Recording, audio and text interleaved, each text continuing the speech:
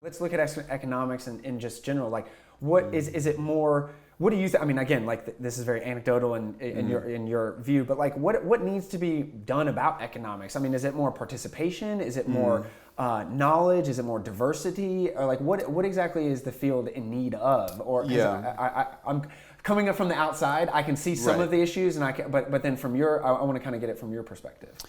I think one, they just kind of need to scrap the neoclassical framework. A lot of, most economists are aware that a lot of these assumptions that go into their models are flawed, right? But they're like, well, let's just use this as a baseline and then we'll add some complexity to it.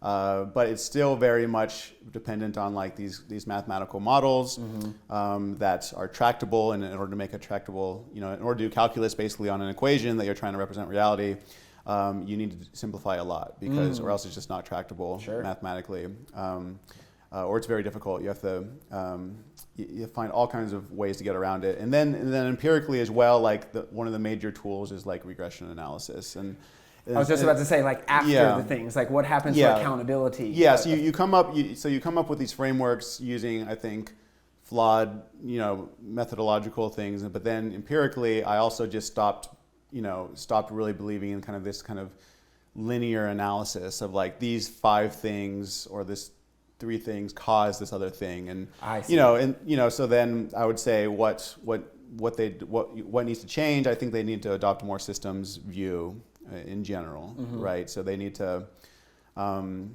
a less technocratic view. So I think if you're a technocrat and your question is how do you help a place develop, and you're just trying to gather data to do that, and then you're running equations, and then you come up with policy recommendations. I just don't think that's a good approach. Right. I think that a lot of things about societies evolving are kind of endogenous. They're participatory. There's a lot of things about a culture and a system that you can't really that are not legible, so that's like the James C. Scott kind of point. Is this also like, what is her name? Nora Bateson and like warm data? Yeah, that's part of it. That's part of it, yeah.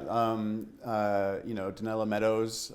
Systems thinking, here we go. Right, yeah. So she, like, for example, she has like, dancing with systems or leverage points, and one of the big points she makes is that you can't really, if you're an outsider and you want to help people, you have to have a lot of humility, right? And you have to spend a lot of time actually interacting with the people and the culture to kind of understand it from the inside out. Right. And I think a lot of economics tries to understand things from the outside in, from a kind of a technocratic world, technocratic methods and a paradigm, in my case, of like this idea of structural transformation of basically let's make all of these other countries like the West.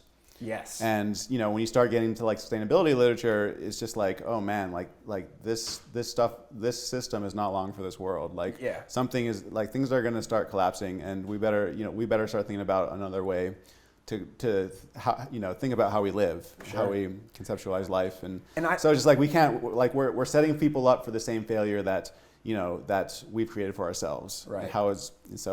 I think that's fundamentally it. I think you hit on a lot of great points in that, because I myself, even when I was writing essays and things, it's more of like a talking to, about things. And the switch came after I read Buckminster Fuller's Operating Manual for Spaceship Earth. And then it was more as an updated thing that I wrote an essay on. It wasn't going to be a book. You know what I mean? An updated operating manual for Spaceship Earth, even though that was great in the 60s, it's not going to be that here. What's going to be is like maybe a collection of thousands and thousands of interconnected, of global and local communities, putting together everything, and then you can take but I think these neoclassical or any type of economics, people from the inside out, or outside in, is they see these frameworks and it's almost like plumbing. It's like from here to here to here to here, and it's like that's not how it is. It's more like mycelium or something. That it's like more infinite kind of opportunities. Yeah. I mean, a lot of kind of the complexity stuff, like complexity science. Yes. It was kind of for me a nail in the coffin towards the training that I had received, and just so we can thank Joe Norman for all of this. Yeah. No, I mean Joe Norman was very influential for me in that sense. Sure. For complexity as well, for me. Absolutely. Absolutely. But even just understanding that things, systems are unpredictable, and you can't really optimize them. Again, from the outside, you have to just work with them, right? And they evolve, and so it was just kind of a flip in. I mean, again, I had already been kind of critical going into economics, but I was like, okay, this seems like the best option for me at this point. But at a certain point, it was just like, I'm not happy. I just wasn't really happy with my work, with my life. Okay. So something needs to change.